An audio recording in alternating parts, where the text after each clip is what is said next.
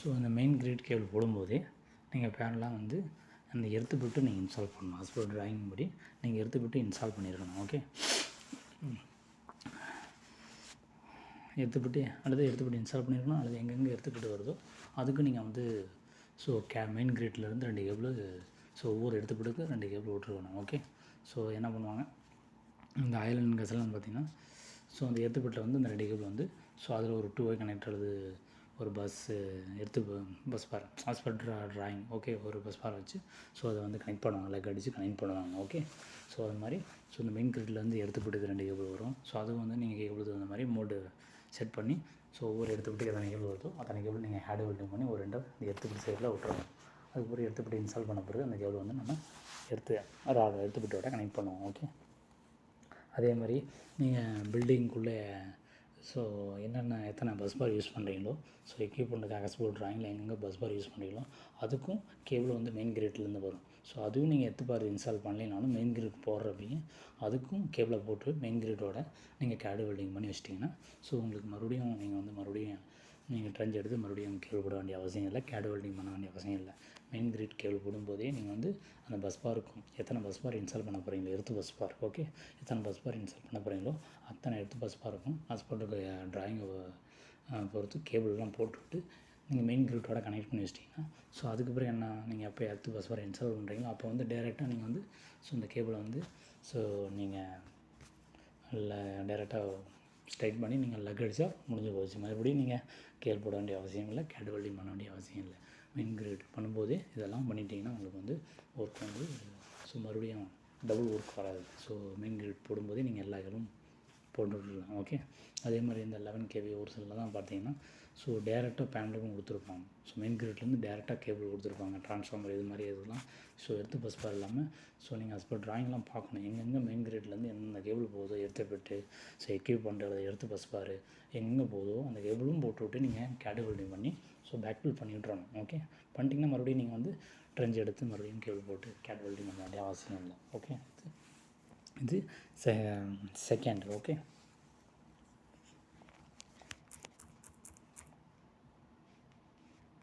Okay, first வந்து இந்த structure எங்கே ஃபில்லர் வருதோ அதுக்கெலாம் ஒரு கேபிள் போட்டு 2 கனெக்டர் மூலிமா கனெக்ட் பண்ணி விட்றணும். அதுக்கு பிறகு மெயின் கிரிட் கேபிள் போடணும். ஓகே, அது சொல்லிட்டேன். அதுக்கு பிறகு கேடு வெல்டிங் பண்ணணும். ஸோ மெயின் கிரிட்லேருந்து எங்கெங்கே கேபிள் போகுதோ ஸோ எல்லாத்துக்குமே கேபிள் வந்து நீங்கள் போட்டு கேடு வெல்டிங் பண்ணி பேக் ஃபில் கொடுத்துடணும். ஸோ இது வந்து as per டிராயிங் படி பண்ணிடணும். ஓகே, இது தேர்டு எர்த்திங்கில். ஓகே, அதுக்கு பிறகு என்ன பண்ணுவாங்க, அதுக்கு பிறகு எர்த்து பிட். ஸோ சிவில் வந்து எர்த்து பிட்டுக்கு கிளியரன்ஸ் கொடுத்தானே என்ன பண்ணணும், எர்த்து பிட் இன்ஸ்டால் பண்ணணும். எர்த்து பிட் இன்ஸ்டால் பண்ணுறதுக்கு முன்னாடி ஸோ as per டிராயிங்கில் வந்து நீங்கள் மார்க் பண்ணிவிட்டு என்ன பண்ணணும், அது டெப்த்து எடுக்கணும். ஓகே, டெப்த்து எடுக்கணும். ஒரு சில இதெல்லாம் பார்த்திங்கன்னா என்ன பண்ணுவாங்க, எர்த்து பிட்டு இன்ஸ்டால் பண்ணுறதுக்கு நம்ம இந்தியாலாம் பார்த்திங்கன்னா பைப் இது மாதிரி பிளாட்டு ஸோ பிளேட் எர்த்திங் இருக்குது, பைப் எர்த்திங் இருக்குது, அதெல்லாம் அது டிஃப்ரெண்ட்டு. ஆனால் நீங்கள் கல்ஃபில் இந்த ஐலண்ட் கேஸ்லாம் பார்த்திங்கன்னா என்ன எப்படி இருக்குன்னா ஸோ டேரெக்டாக ராடு இருக்கும், காப்பர் ராடு இருக்கும், 19 mm ராடு இருக்கும். அதோட ராடு ஒரு லென்த்து பார்த்திங்கன்னா 1.2. அது ஒரு சில கல்ஃப்லேயே ஒரு சில இடத்த பொறுத்திருக்கு. ஒரு சில இடத்துல பார்த்திங்கன்னா 13 as per ஸ்டாண்டர்ட் இருக்குது. ஸோ ஒவ்வொரு இடத்துல கல்ஃப்லேயே ஸோ 13 மீட்டர் இருக்கும், 13 இருக்கும், ஒரு சில இடத்துல 3.6 மீட்டர் இருக்கும். ஸோ அதோடைய இடத்த பொறுத்து. ஓகே, அது என்ன பண்ணுவாங்க, ஸோ ட்ரில்லிங் இருக்குன்னு சொல்லுவாங்க, ட்ரில்லிங் இருக்குது. ஸோ நம்ம 90 mm ராடு தான் போடுவோம். ஸோ அதுக்கு என்ன பண்ணுவாங்க, அவங்க இப்போது ட்ரில்லிங் இருக்குது, நம்ம போர்லாம் போடுறோம்ல, ஸோ போர் போடும்போது என்ன அந்த பைப்புக்கு தகுந்த மாதிரி டயால் நம்ம ஒரு ராடை வச்சு நம்ம போர் போடுறோம்ல 600 அடி, அதே மாதிரி ட்ரில்லிங் இருக்கும். ஸோ அவ்வளோ பெருசாக இருக்காது, ஸ்மால் சைஸாக தான் இருக்கும். அந்த ட்ரில்லிங்குக்கு ராடு இருக்கும், 20 mm 25 இது மாதிரி ராடு இருக்கும். ஸோ என்ன பண்ணுவாங்க, நம்ம போர் போடுற மாதிரியே தான். ஸோ என்ன பண்ணுவாங்க, இறக்குவாங்க, எவ்வளோ டெப்த்து வேணுமோ அவ்வளோ டெப்த்துக்கு அவங்க அந்த பைப்பை அந்த ட்ரில்லிங் இருக்க வச்சு ஸோ ஹோல்ட் பண்ணுவாங்க. ஓகே, ட்ரில்லிங் இருக்க வச்சு ஹோல்ட் பண்ணுவாங்க. 14 மீட்டர்னால் 14 மீட்ரு, ஸோ ஒரு சில இடத்துல 4 மீட்ரு 3.6 இது மாதிரி இருக்கும். அது இந்த மாதிரி அவங்க ட்ரில்லிங் பண்ணி மேலே வந்து க்ளோஸ் பண்ணிவிட்ருவாங்க. ஏதாவது இப்போ உட்டன் ப்ளைவுட் போட்டு க்ளோஸ் பண்ணிவிடுவாங்க. நம்ம எர்த் ராடு இன்ஸ்டால் பண்ணுறப்ப என்ன பண்ணணும், அதை ஓப்பன் பண்ணிவிட்டு ஃபஸ்ட்டு ராடை மட்டும் இறக்குவாங்க. ஸோ நம்ம மாதிரி பைப்பெலாம் இறக்க மாட்டாங்க. இப்போ 13 மீட்டர்னால் ஸோ ஒரு ராடோட லென்த் வந்து 1.2 மீட்ரு. இப்போ 3.6னால் 3 ராடு இறக்குனா போதும். ஸோ அதெல்லாம் பார்த்திங்கன்னா இந்த ஆஃப் ஷோர்லாம் ஒர்க் பண்ணிங்கன்னா ஸோ ஒரே 3 ராடு 3.6 இருந்தால் போதும். ஏன்னா அது வந்து ரிவர் பக்கத்தில் இருக்கிறதுனால ஸோ அது வந்து ரெசிஸ்டன்ஸ் அதிகமாக வரும். அதுவே நீங்கள் ஒரு சில இடத்துலாம் பார்த்திங்கன்னா ஆன் ஷோருங்கெல்லாம் பார்த்திங்கன்னா ஸோ அதுக்கு ஸ்டாண்டர்ட் ஒரு சில அந்த இடத்துலலாம் நீங்கள் 3 ராடு இறக்குனீங்கன்னா வேலையை வராது. ஸோ அந்த இடத்துல என்ன பண்ணுவாங்க 14 மீட்ரு 13 மீட்ரு இது மாதிரி யூஸ் பண்ணுவாங்க. 13 மீட்ரு யூஸ் பண்ணுவாங்க. அப்போ என்ன ஆகும், அதில் வந்து 12 ராடு 14 ராடு நம்ம இறக்குற மாதிரி இருக்கும். அது எப்படி இறக்குவாங்கன்னா, ஸோ ஒரு ராடோட லென்த் வந்து 1.2 மீட்ரு. ஸோ இப்போ அது 3.6னா ஆஃப் ஷோர்லாம் பார்த்தீங்கன்னா 3.6. அது என்ன பண்ணுவாங்க, 3 ராடை இறக்குவாங்க. எப்படி இறக்குவாங்க, ஃபஸ்ட்டு 2 ராடை ஜாயின் பண்ணுற ஒவ்வொரு ராடும் ஜாயின் பண்ணுறதுக்கு த்ரெட்டிங் இருக்கும். அந்த ராடில் வந்து 2 த்ரெட்டிங் இருக்கும். ஓகே, அந்த கப்ளர் இருக்கும். கப்ளரை போட்டு 2 ராடை ஜாயின் பண்ணி இறக்குவாங்க. இறக்கிட்டு அப்படியே பிடிச்சி ஹோல்டு பண்ணிக்குவாங்க. ஹோல்டு பண்ணிவிட்டு இன்னொரு ராடை அந்த கப்ளர் மூலிமா டைட் பண்ணிவிட்டு அப்போ கொஞ்சம் இறக்குவாங்க. மறுபடியும் ஹோல்டு பண்ணுவாங்க. மறுபடியும் அந்த கப்பலர் மூலியம் இன்னொரு ராடையாக ஜாயின் பண்ணுவாங்க. மறுபடியும் இறக்குவாங்க. இறக்கிட்டு அதுக்கப்புறம் என்ன பண்ணுவாங்க, ஃபுல்லாக ராடை இறக்குன பிறகு டவுன் வரை இறக்கிடுவாங்க. இறக்கிட்டு அதுக்கப்புறம் என்ன பண்ணுவாங்க, மார்க்னைட். ஸோ ஒரு எடுத்துக்கிட்டு பார்த்தீங்கன்னா ரெண்டு மார்க்னைட் யூஸ் பண்ணுவாங்க. ஓகே, 3 மார்க்னைட் யூஸ் பண்ணுவாங்க. அந்த மார்க்னைட் எப்படி பண்ணுவாங்க, டேரெக்டாக மார்க்னைட் யூஸ் பண்ண மாட்டாங்க. அது ஒரு ட்ராலி வச்சுருப்பாங்க. ஓகே, ட்ராலி வச்சுருப்பாங்க. அதில் என்ன பண்ணுவாங்க, மார்க்னைட்டை கொட்டுவாங்க. ஒரு பாக்கெட் மார்க்னைட்டை கொட்டுவாங்க. ஒரு பாக்கெட் வந்து 25 kg இருக்கும். ஓகே, அந்த ஒரு பாக்கெட் மார்க்னைட்டை கொட்டி அதில் வந்து கொஞ்சம் சிமெண்ட் மிக்ஸ் பண்ணுவாங்க.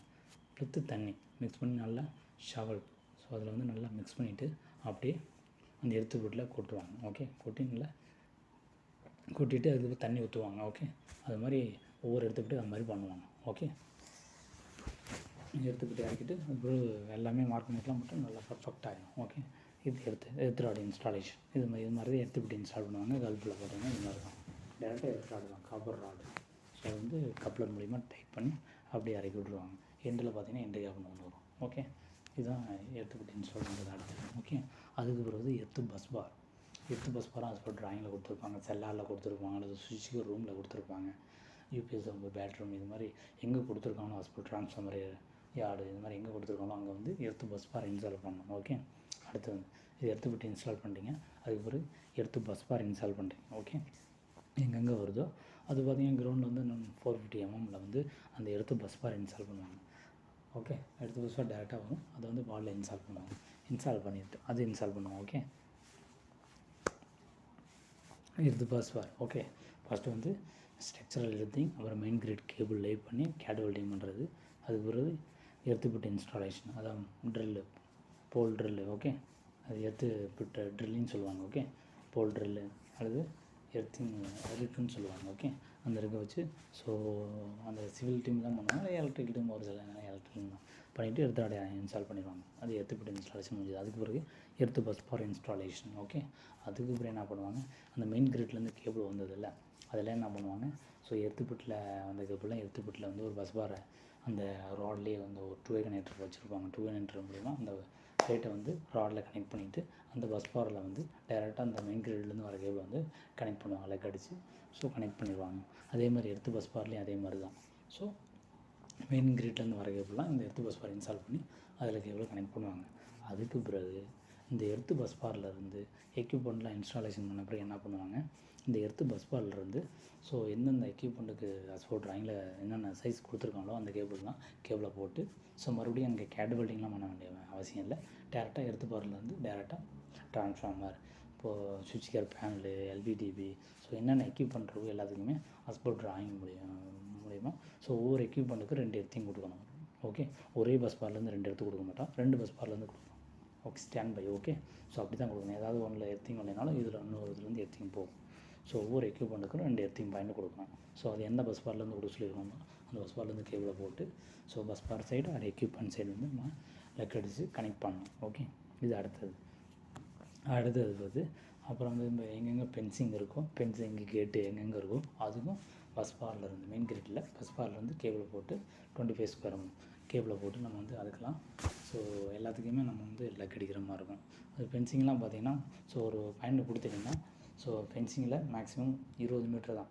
ஸோ அதுக்கப்புறம் மறுபடியும் மெயின் பஸ் பார்லேருந்து இன்னொரு எர்த்திங் கொடுக்கணும். ஓகே, 20 மீட்டர் வரையும் நீங்கள் லூப் பண்ணிக்கலாம். ஓகே, ஸோ 20 மீட்டருக்கு மேலே போச்சுன்னா மறுபடியும் பஸ் பார்லேருந்து ஒரு கேபிள் கொடுக்கணும். ஓகே, ஸோ இது மாதிரி நீங்கள் கேட்டு ஃபென்சிங்கில் எர்த்திங் கொடுக்கணும்.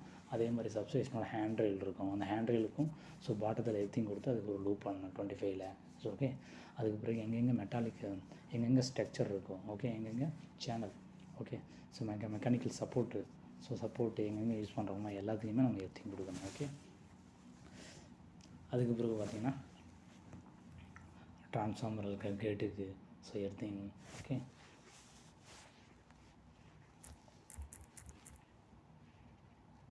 அப்புறம் சுவிட்சிங் ரூமில் பார்த்திங்கன்னா டோர் இருக்குல்ல, டோருக்கும் நம்ம எர்த்திங் கொடுத்து அதில் ஃப்ளெக்சபிள் ஜம்பர்னு சொல்லுவாங்க.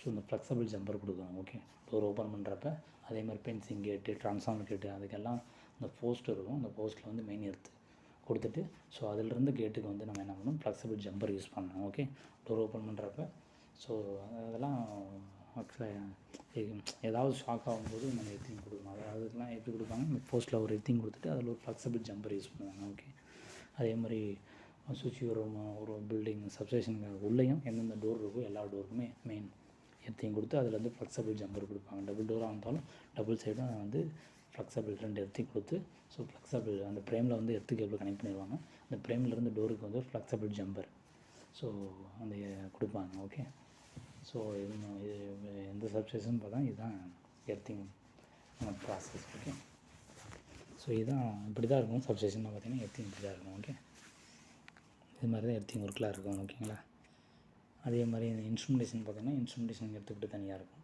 அதுக்கு எடுத்து பஸ் பவரும் தனியாக இருக்கும்.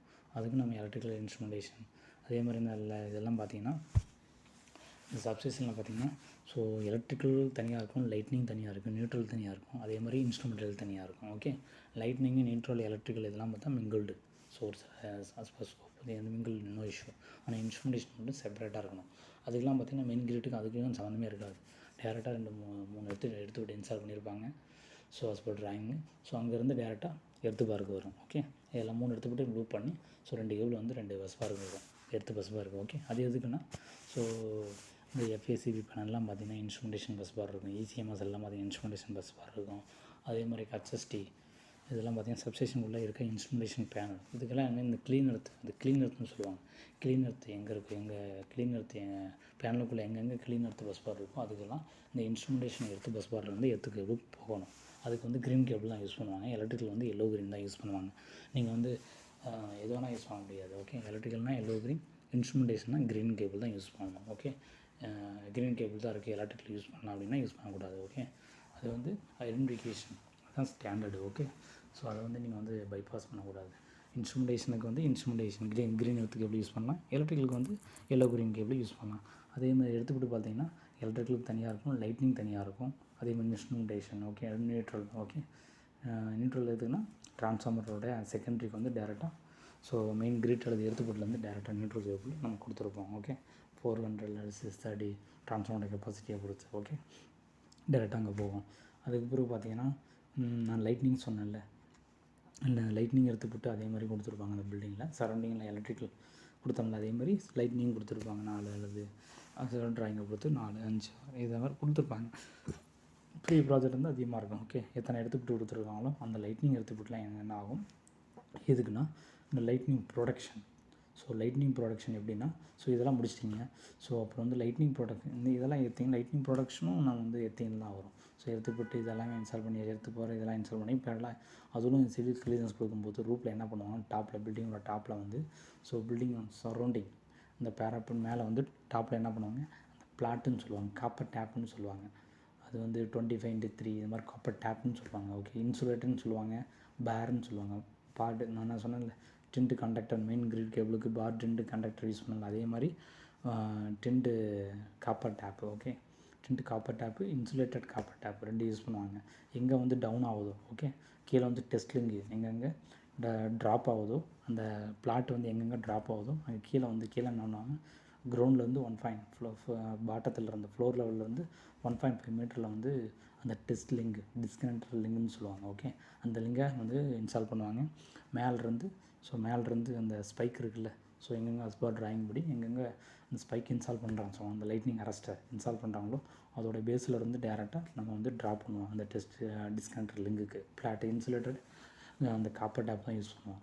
அந்த ஸ்பைக்கிலேருந்து ஸ்பைக்கோட பாட்டத்திலேருந்து பேஸிலேருந்து இந்த லைட்னிங் அரெஸ்டரோட பேஸிலேருந்து ஒரு பிளாட்டை வந்து டவுன் பண்ணுவோம், ட்ராப் பண்ணுவோம். எதுக்கு, டிஸ்கனெக்டர் லிங்குக்கு. அது வந்து இன்சுலேட்டட் காப்பர் டேப் தான்.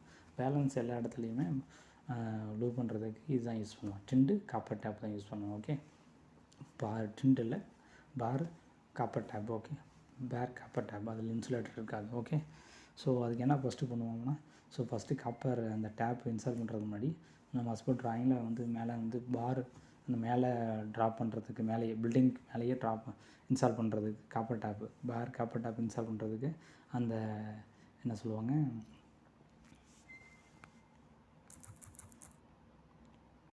டிசி கிளிப்னு சொல்லுவாங்க. ஓகே, டிசி கிளிப்னு சொல்லுவாங்க. அதை வந்து இன்ஸ்டால் பண்ணணும். அது ஜஸ்ட்டு ஒரு ஸ்க்ரூ பிசர் அடித்து, ஸோ பிசர் அடித்து ஸ்க்ரூ போட்டு அந்த டிசி லிங்க் வந்து டிசி கிளிப் இன்ஸ்டால் பண்ணிடுவாங்க. அது பார்த்திங்கன்னா so 700 husband drawing husband drawing பார்த்திங்கன்னா 700 எம்எம்க்கு ஒவ்வொரு டிசி கிளிப் இன்ஸ்டால் பண்ணுவாங்க. இன்ஸ்டால் பண்ணிட்டு அதுக்கு பிறகு காப்பர் டேப் வந்து லே பண்ணி ஸோ அது இன்ஸ்டால் பண்ணுவாங்க. அதுக்கு பிறகு இதுக்கு பார்த்திங்கன்னா இதுக்கு அந்த நம்ம ட்ராப் இறக்குறோம்ல, அந்த லைட்னிங் அரஸ்டரோட பேஸ்லேருந்து ட்ராப் இறக்குறோம்ல டிஸ்கனெக்டர் லிங்க்குக்கு, அதுக்கு பார்த்திங்கன்னா டிசி கிளிப் வந்து கொஞ்சம் பெருசாக இருக்கும். ஏன்னா இன்சுலேட்டடு காப்பர் டேப் யூஸ் பண்ணுறோம்ல, அதனால் வித்து கொஞ்சம் பெருசாக இருக்கும். அதுவும் அதே மாதிரி தான் எவரி 1 மீட்டருக்கு வந்து நம்ம இன்ஸ்டால் பண்ணணும். இன்ஸ்டால் பண்ணிவிட்டு அதுக்கு பிறகு அந்த இன்சுலேட்டர் காப்பர் டேப் வந்து நம்ம லே பண்ணி கீழே கனெக்ட் பண்ணணும் டிஸ்கனெக்டர் லிங்கில். இந்த டிஸ்கனெக்டர் லிங்கிலேருந்து ஒரு ஹஸ்பண்ட் ட்ராயிங்கில் 70 ஸ்கொயர் அல்லது 120 ஸ்கொயர் கேபிள் வந்து டேரெக்டாக எடுத்துக்கிட்டில் கனெக்ட் பண்ணுவோம். ஓகே, ஏதாவது டெஸ்ட் பண்ணுறப்போ அந்த டிஸ்கனெக்டர் லிங்கை வந்து நம்ம ஓப்பன் பண்ணிக்கலாம். ஸோ ஓப்பன் பண்ணுற மாதிரி இருக்கும். Okay, open and close. Okay, so இது லைட்னிங் அரஸ்டர். ஓகே, ஸோ இந்த ஒர்க்கு தாங்க எல்லா சப்ஸ்டேஷன்லேயும். ஸோ இவ்வளோ தான் இந்த இதுதான் எர்த்திங் பார்த்தீங்கன்னா இதுதான் இருக்கும். சப்ஸ்டேஷனில் பார்த்தீங்கன்னா இதுதான் எர்த்திங் இருக்கும். ஓகே.